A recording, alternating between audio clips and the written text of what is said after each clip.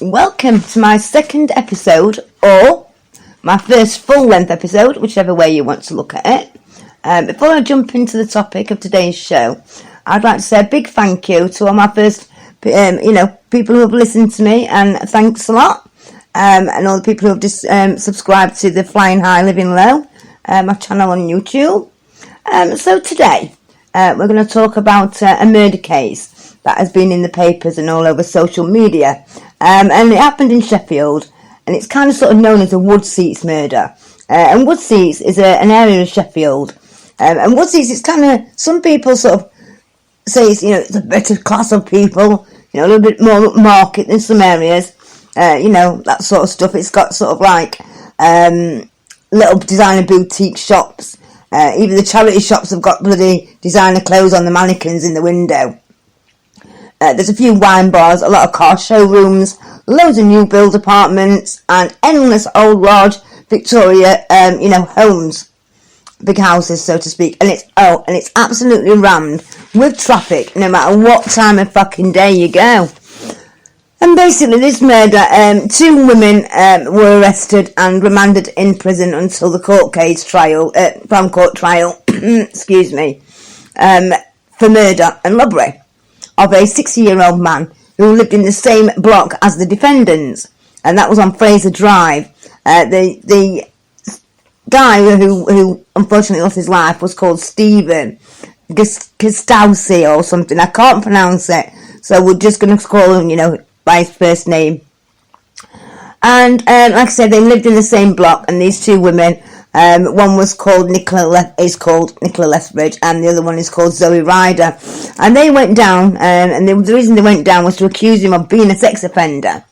Now, during the course of the investigation, the police, of course, had to look into this allegation, and they could find no evidence to suggest any involvement in paedophilia that could be found. Basically, there were no images, no sites that they'd been on linked to that sort of thing.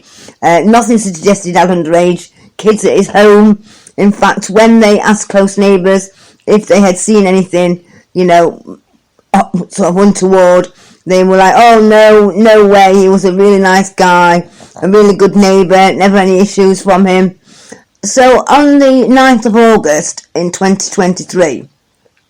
The 2 women, Nicola and Zoe, they both went down to, like I said, to confront this man, confront Stephen. They knocked on the door and they was let into his flat, and they began to shout the allegations of him being a paedophile. A video was actually made of Nicola, start again.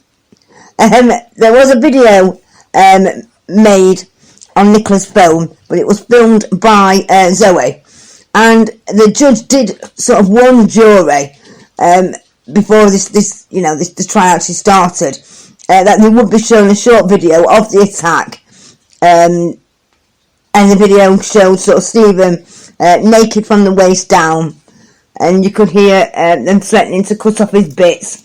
They were saying like, "Where's the knife? Where's the scissors? Nonce, wrong, not even denying it, are you? Wipe your head." And then you hear Stephen say, "I can't stop it bleeding." And a female voice then comes on to say, "Like I fucking care." Now, this recording was sort of made on Nicola's phone, but like I said, it was filmed by Zoe.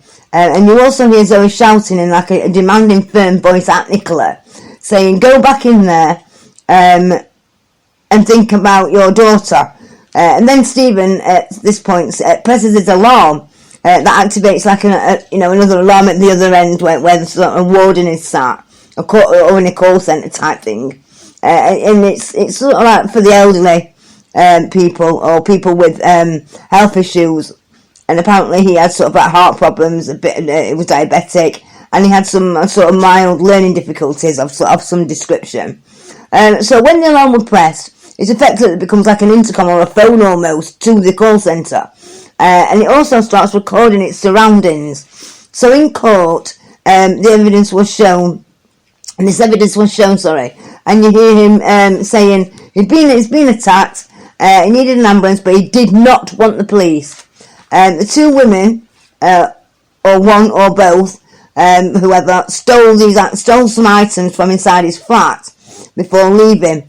One of these items were jewellery, which at the time of the arrest, later on following his death, there was found in Zoe's possession. And they then leave on that night with the stolen things, walking out and leaving Stephen injured in the flat, and they closed the door behind him. They were also heard on the alarm recording to have sort of ordered 2 separate taxis that was allegedly to go and sell this jewellery for drugs. During which time Stephen was sort of laid dying in his flat from the blows and the kicks that had sort of been, railed upon him. During, these kicks and, he's dying from these kicks and these blows, and this attack sort of described as, sadistic, terrible, which obviously, rightly so.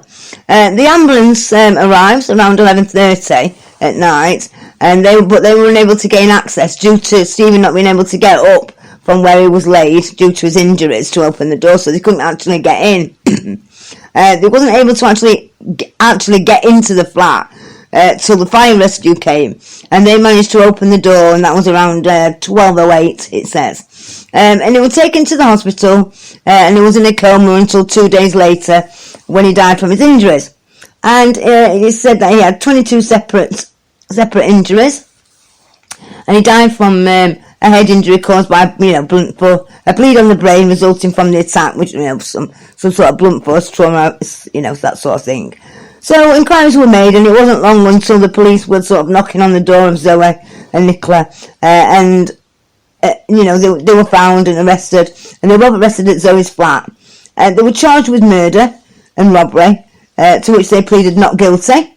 In the police station, Nicola stated that during the attack she had tried to leave the flat of Stephen's, but Zoe had sort of dragged her back by her hair and told her to get back in there, and giving some sort of kicks and punches and whatnot. They were remanded in jail at Newhall Women's Prison in Wakefield, awaiting the trial. So all the law teams, sort of involved are, setting about, busying themselves, gathering information for sort of what's going to help their client. And Zoe and Nicola, of course, had sort of separated themselves, and they set about working on a sort of manslaughter case and not murder. And the girls had sort of they'd not stood by side, they wasn't saying the same story on the accounts of what happened that actual night within the flat. And it wasn't sort of their versions was not basically the same as what this happened to sort of a man being sort of found horrifically injured and resulting in his death. So and a 16-year-old man has lost his life. And 2 middle-aged women basically are now fighting for their life effectively, and they turned on each other right from the start, both blaming the other one. Now, the timeline of Stephen, apparently he sort of did the same things, sort of day in and day out, and he went to this sort of cafe every day where he would sort of have something to drink and eat and meet friends and chat and stuff. And he went there, and